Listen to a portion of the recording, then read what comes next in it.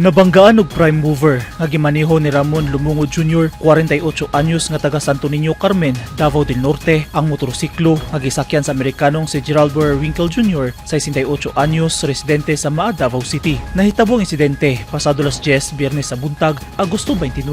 Subay sa report sa Davao City Police, parehong nagsubay sa Carlos P. Garcia Highway ang prime mover og motor gikan sa Buhangin Gym ug padulong sa NHA Buhangin sa south nga direksyon. Naguna ang motor sa prime mover. Wala mabantay sa driver sa prime mover. Ang gisundan nga motor hinungdan nga nadumbulan niya kini. Tungod sa impact, nahulog ang rider sa gimanehong motor. Daling narespondihan ang disgrasya o gidala sa SPMC ang American National nga rider. Nakakustodiyan na sa kapulisan ang driver sa prime mover alang sa tukmang disposisyon.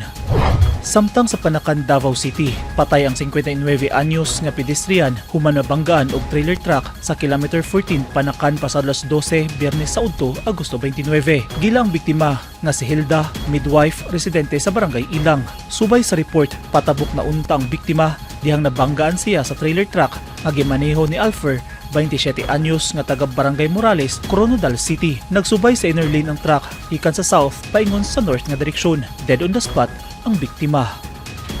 Eugene Hinutan, Newsline Philippines. Stay safe.